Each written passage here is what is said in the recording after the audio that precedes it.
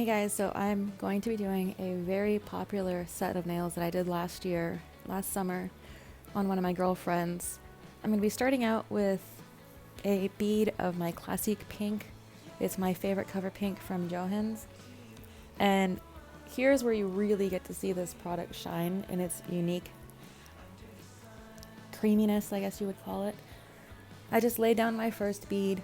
Whenever I do French, because I'm a competitor, I was always taught to do it in three beads if you have to include the moon. Luckily, we don't have to do that when it comes to client nails and such. But I still do 2 beads whenever I'm doing my smile line or my French. Right now, I laid down my bead and I'm tapping and pulling it and moving it in the direction that I want. Sometimes, especially with this product, I don't have to file it, the smile line. I really, really appreciate that because it's kind of a time saver. But I am not going to file this one. I just want to show you guys how the product and the brush kind of work together. I do love French. I know I've said it 1,000 times. I don't like doing it. I really do like French. I'm very particular about it. So that's the competitor in me. This bead is where I'm going to basically build up the strength in the back area, but I'm making sure I did this video in real time because I want you to see how the product moves. I've done a couple pieces here and there where I just sped it up just because it's like a design part, and this video would take like 40 minutes if I didn't speed it up. But it has that weird stay put but self-leveling that I was talking about last time in my acrylic video. I really want to focus on showing you guys how you can control the product. One big thing when I sculpt or do nails, anything with acrylic or gel, I never touch the skin with my brush. You guys will see right here firsthand how I control my brush or my product with my brush. You aren't supposed to saturate your client's fingers with monomer and gel products. It's just not supposed to be like that. You're supposed to keep it only on the nail part because if not, then they can get allergic. Here I used a bead of clear and then I picked up a dot of pigment. It's just a pearly blue pigment. Here is an emerald green pigment. I just want to do that to show you guys that you can kind of make like a glassy jelly effect with it, and you can use it so thin you can really put a whole bunch of really awesome layers in it.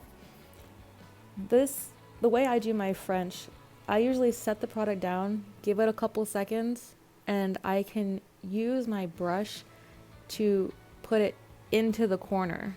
See how I'm taking it, going around the smile line and guiding it upward? You'll see it most pretty like in this next shot, just because, the competitor in me has to have a very crisp smile line. I lay it down, wait a second, and then stroke it all the way up, and it will pull itself into the corner.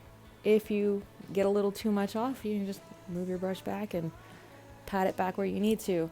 This is the technique that I teach in my classes. It makes a nice solid French, nice solid smile line. It's just how I personally like it. This design is meant to be sheer, slightly transparent with a whole bunch of goodies in it. There's going to be, well, you'll see in just a second. I kind of jam-packed this French. So using clear, I'm going to stick this fabric. I don't know where I got this from. I'm not even call Joann's on this one. I really have no idea. I just found it and cut a piece of it off and stuck it down. This is lace. I've had this lace for like 9 years. No joke. I bought a yard of it and it's lasted me 9 years. And I still give pieces out to all my classes whenever I teach. So it's just been hanging out with me for a while. That's just regular lace. Just cut out the fishnetty piece instead of the decorative piece. These are seashells. Again, they're probably about 8 or 9 years old. I don't know where I came across them in my travels. I will try to Google them and see if I can get you guys a link.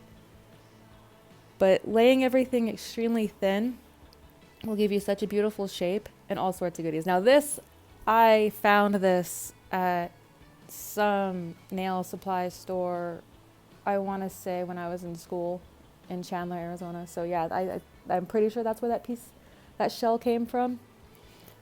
This is just an old school style, I guess. All my old bits and pieces. Shells. Don't know where those came from. Probably eBay. I don't know.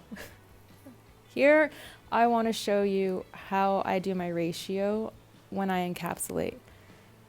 I set the bead down, but I still hold on to it because I'm letting the liquid come out of my brush and move into the product. This clear is extremely clear, and I actually sped this part up because it would take a little bit longer. I didn't wait for my seashell to adhere, so you can kind of see when I moved the product down the nail, it also moved with me. But I do so much of my shaping with my brush. When I show you guys the side views of this while I'm shaping it and when I pinch it, it's pretty interesting. This is really how I do nails in the salon. Here is my Apex bead. I chose to do a clear on top because I knew in my heart the French was going to be pretty solid and the rest of it was going to go smoothly. I was just feeling it when I did this set, you guys. It happens. And so I'm just pulling the clear down and see how it does self-level. It fills in all those little gaps that I had. This is about how thick Apex and whatnot I like to keep my nails. See how it's smooth? It doesn't really need much filing. It's pretty nicely set. When your nail turns matte is when I pinch. I use weird little pinchers. They look like clamps. They've got a grip on them. I got them from Johans. I can show you the link, or I'll put it down below for sure. But here I need you to see why I pinch the way I do. This is going to make an extremely tapered coffin. It's actually technically called a Marilyn, if you want to be legit about it. But I use two because I want to make sure that the structure is where the stress line is. But I also want it even more tapered at the very tip. So I don't want to over pinch where the stress line is because that can cause her pain and that would suck. Filing the parameter first. I always do my parameter filing first. So sidewall, tip. And then I go over and get the cuticle area. You've seen that in my previous video. And then I'll take a buffer and just go ahead and buff it. I really don't put a lot of filing in my nails like I used to because I'm able to sculpt with it. Here is my C-curve after filing. And oh man, I love seeing nails with structure. They're just a beautiful, I don't know, there's something nice about them. How pretty that is. All those little bits and pieces in there, and you saw it. It's not a thick nail, but there's still a lot of structure and a lot of design.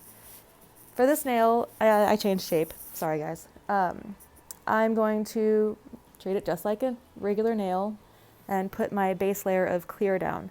I really wanted to sculpt these guys. I really, really tried. I think I threw away like 17 forms trying to get them to stick to my fake finger. I will either have to figure out how to get them to adhere or have one of my models come in and I'll film on them. All right, so here is a nice, wet, juicy, and pigmented bead because I just dipped my clear acrylic into that blue pigment. You can find pigment anywhere, guys. Michael's, beauty stores, Amazon. You can find pigment everywhere. I'm not gonna endorse where I got this because I have like 700 bottles of pigment. I'm a makeup artist also, so you guys, it happens. We get a little crazy and we have to hoard things. Everything comes back. I've learned I'm not giving away anything anymore because I just bought another 5 million pieces of clay. So no, I'm not giving anything away anymore. Keep it all. The trends come back. Here's that emerald color.